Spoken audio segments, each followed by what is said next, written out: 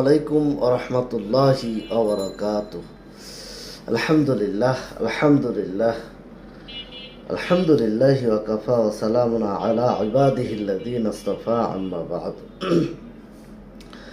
প্রিয় বন্ধুরা, আজকের বিশেষ ভিডিওতে বিশেষ যে বার্তাটা থাকছে তা হচ্ছে ইসলামে অহংকারকে কেন সবচেয়ে ভয়াবহ রোগ বলা হয়েছে।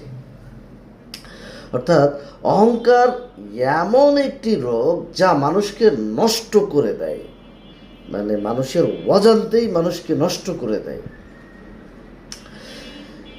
ইবলিস প্রথম যে গুনাহটা করেছিল তা ছিল অহংকার, আর ইতিহাসের প্রতিটি ধ্বংসের পিছনে এই দোষেরই প্রভাব দেখা যায়। ইসলাম শেখায় যার হৃদয়ে অনুপরিমাণ অহংকার থাকবে সে জান্নাতে প্রবেশ করতে পারবে না, কখনোই না, পারবে না। অথচ আমরা নিজেদের আচরণে অহংকারকে স্বাভাবিক মনে করি। আমরা নিজের জ্ঞান, সম্পদ, বাহাদুরি ও অবস্থান নিয়ে অতিরঞ্জিত গর্ব করি, অন্যকে তুচ্ছ করি। অথচ একজন মুমিনের পরিচয় হলো বিনয়ী হওয়া, অনেক অনন্য বিনয়ী, যেটাকে বলে বিনয়ী হওয়া। বিনয় মানুষকে বড় করে, অহংকার মানুষকে ভিতর থেকে ধ্বংস করে।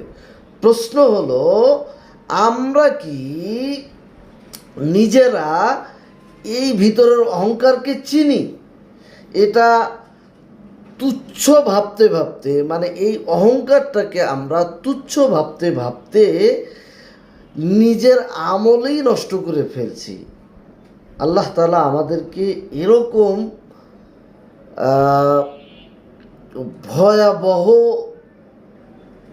দিনের ধ্বংসাত্মক বিষয় থেকে আমাদেরকে সেভ করুন। আল্লাহ তাআলা আমাদেরকে কবুল করুন, আমিন।